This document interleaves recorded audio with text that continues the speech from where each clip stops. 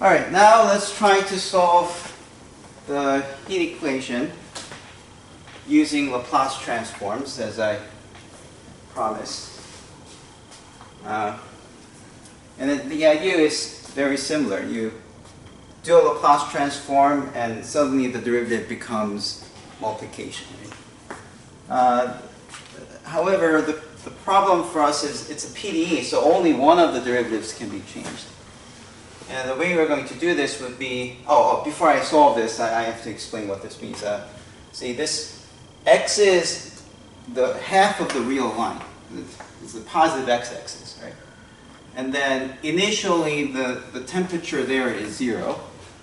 But then you put something hot on the left side and you raise this temperature to 1. Okay? And then you think about what's going to happen there.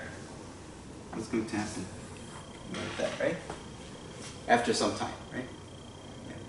So at time t equals to 0, the temperature will be like 1 and then 0 everywhere. But the moments later, it's going to be like that. Right? And then it will be like that. So that's the solution we want. Right? So let's see if that's true, right? Okay, so we can only get rid of one of them, and the way we're going to do it is, since we're used to having Laplace transform in t, let's change the t using the Laplace transform. So we're going to integrate everything. So ut is, these are all functions of x and t, right? But we're going to integrate with respect to e to the negative st, with t going from 0 to infinity. Same thing done over here. It's k times integral from 0 to infinity uxx xt e to the negative st dt. So that you end up with a Laplace transform. The thing about this is that since this t is the variable that you're taking the Laplace transform with, if you integrate, if you do the Laplace transform of u differentiated by t, we can use this formula that y prime of Laplace transform of y prime is sy of s minus y of 0, right? So we can use this formula, and then you can use it here so that you no longer have the derivative, it's just the multiplication by s, and let's use capital U. And now the t will be replaced by s, right? Minus, the formula is that it's the original function evaluated at 0, but then it's t where you plug in 0, right? So you're really subtracting u of x comma 0. It's not 0 comma 0. You're only doing Laplace transform with respect to t, right?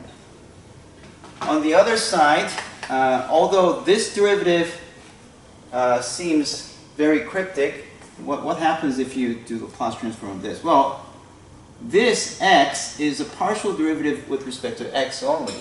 So what's happening is this can be pulled outside the integral as a second derivative with respect to x. This is a partial derivative symbol, right?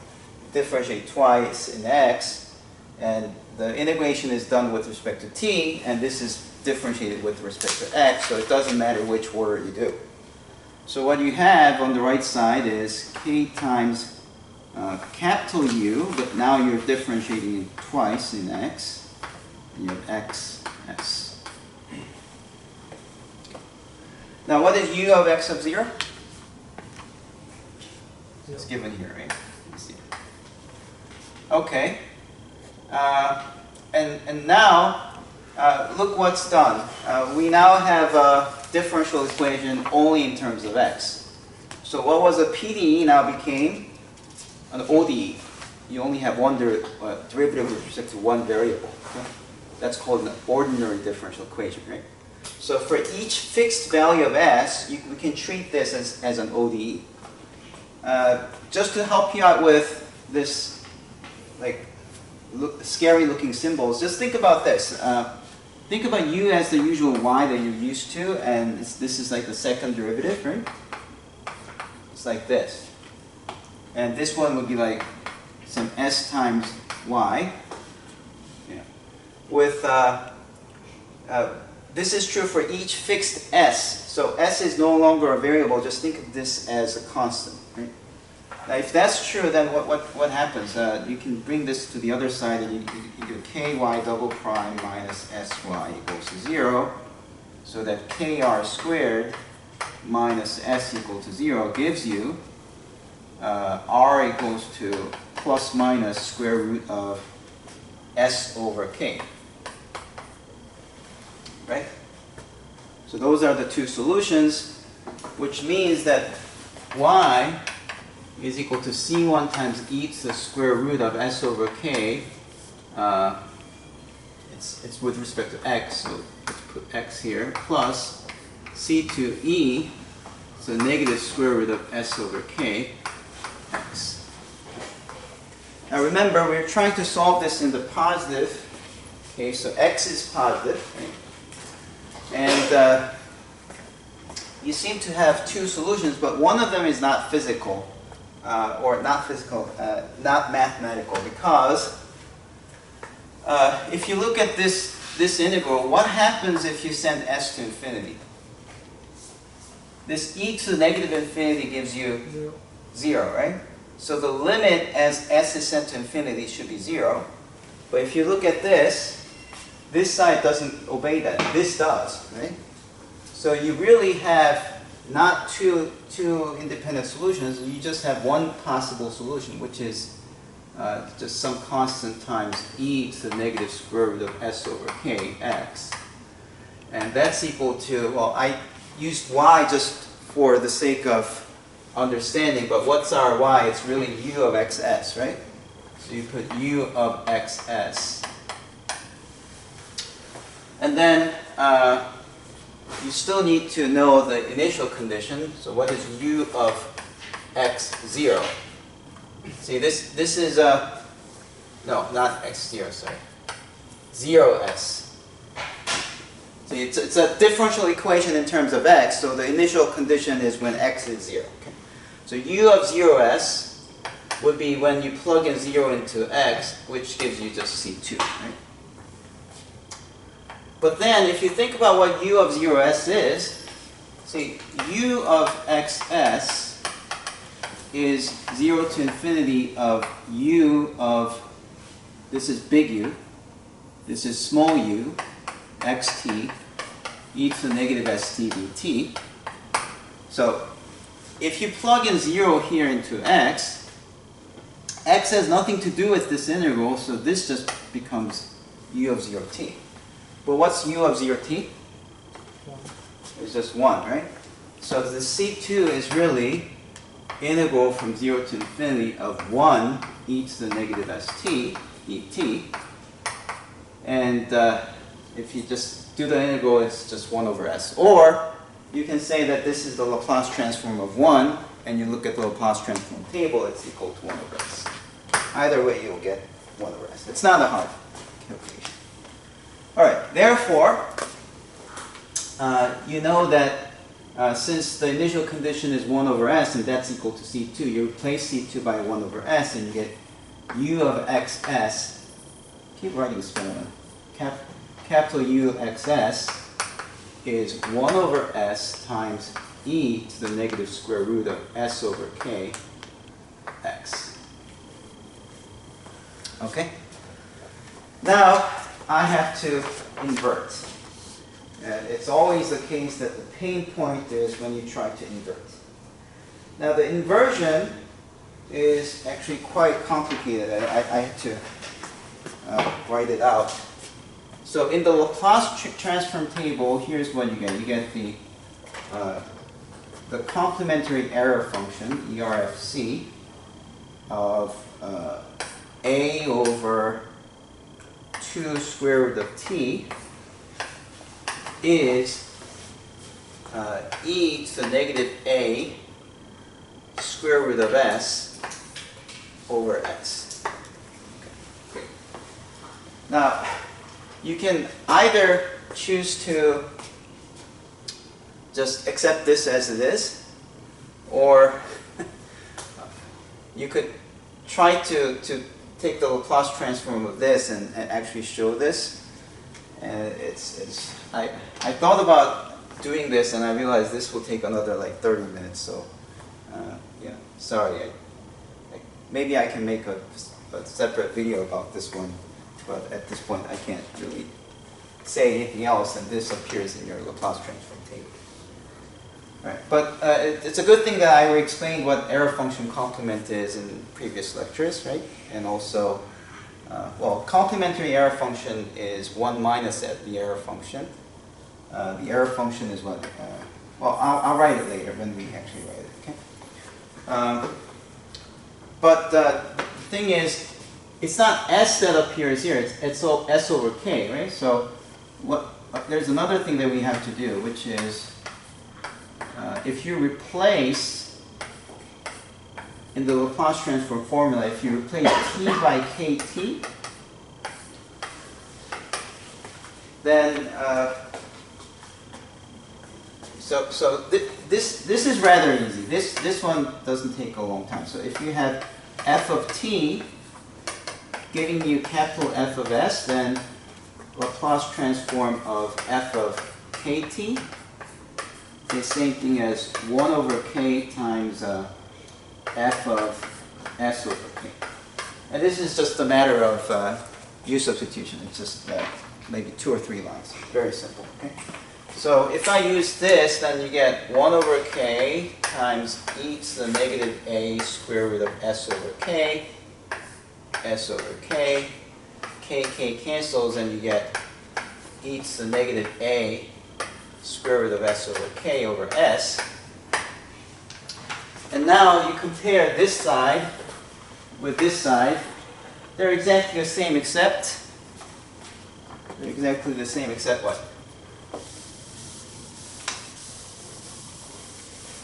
Can you compare them? They're exactly the same except? You don't think they're the same? X. I have s in the denominator, s in the denominator, right? Yeah, what's the only difference? A. A, instead of A, what do I have here? X. X, right? So A is X. Yeah, A is X. So this has to now be changed, right? So we know that therefore u of xt is the Laplace inversion of e to the negative x times square root of s over k over s. And that's this function right here. It's the error function complement of x over 2 times square root of kt. Okay? Now, let's recall what the error function was. The error function was this function where you integrate from 0 to x of e to the negative s squared ds, right?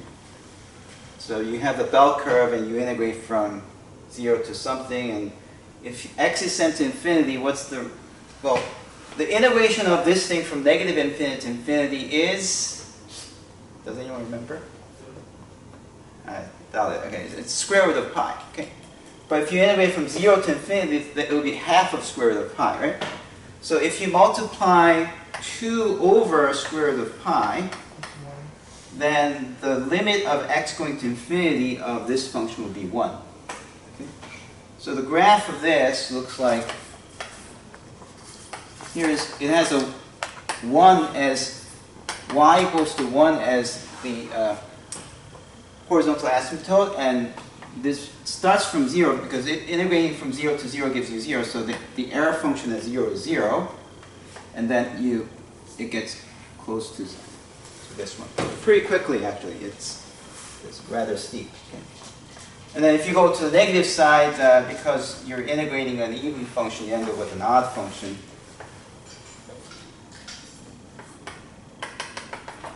Well, yeah, if you integrate an even function, and if the integral has the property that the value at 0 is 0, then it becomes an odd function, so it's this one. And what happens is that if you, so ERFC is 1 minus ERF. So first, if you put a minus, it'll be like that, right? And then if you plus 1, then everything goes up. So here's the shape of the graph of the error function. So if you draw the graph of y equals the error function complement of x, it's going to give you 1 here and then 0 as it goes down like that. Which is exactly the solution that we talked about, right? Now, think about what this is doing. So here, if this is 1, you get that function. But if this is smaller than 1, let's say you're dividing this by 0.1 or something, then it contracts by 0.1. So when time t is a very small value like 0.1, what you're going to see is that it's going to go down really quickly, and it's going to be like that. So it's like right after when you put a positive 1 temperature on the right side, it does this, right? And then as time goes on, time 1 will be this one. Let's just assume that k is like 1/4, so that when time is 1, this becomes 1, okay? And then when t is 2, then you get something that's more gradual, right? So, and eventually at time infinity, you're going to get the entire half line to have temperature 1. So the temperature is like, it starts from the left side and it immediately influences the points on the right side and then gradually goes up. Okay. Right. Now, there's something else that we understand from here. Although when t is set to 0, at t is very, very close to 0, you end up with just 1 here and then nothing, right? So that's when t is 0. And it's like you're attaching a positive temperature at time t equals to 1, but then in a split second, your solution becomes this, which is like, although it's close to 0, it's almost like 0, you do have something positive on places that's very far to the right, okay? And that's not physical in a sense, because we know that nothing can be faster than speed of light, right? In physics, nothing can be faster than speed of light. So if you put one end as positive 1 temperature, it will take a long time for that temperature to actually influence points that are far away. So what that tells us is, first, that what I claim that this models the heat equation, it's only a model. It's not, it doesn't give you the full physical reality of things. Right? But on the other hand, you also know that there's something called like Planck constant. You can only measure so little, and then also I don't know what's like the minimum difference you can measure for heat, but there must be something like that, right? So because after some time the exponential function is this, e to the negative something becomes 0 so quickly that even if you look at the integral value, this goes to 0 so quickly. So you get some values, but those values will be basically like 0 if you think in physics terms. Yeah. So that's what you see in here. Now, so that's one thing I want you to know from this result. Another thing that you learn from here is that the initial condition, if you think about it, it's a step function, right? the initial condition has a jump. But then split second later, what happened? You not only have a continuous function, but it's something that's differentiable. Right? So you end up with a smooth function. Okay? So one thing that you learn from equations like the heat equation, you could have initial condition that's highly non-differentiable. It can have all kinds of jump discontinuities. But then the moment after, when you solve it, it immediately gives you some smooth solution. That's a property of the heat equation. Yes? So what thing is over light speed? What is it is non physical? Because just by having 1 here at time t equal to 0, how far does the light travel in 1 second? 300,000 kilometers per second. 300,000 kilometers per second. Okay, so I don't know the unit for this right side, but let's say this is in meters. Okay, then 300 kilometers on that direction, right? Wouldn't even know that there was a change in temperature here. Somebody put 1 degree here, right? And it shouldn't matter. It shouldn't change its thing. But then if you look at the solution, even those points will have slight increase in the temperature. So it doesn't agree with the reality that we know of.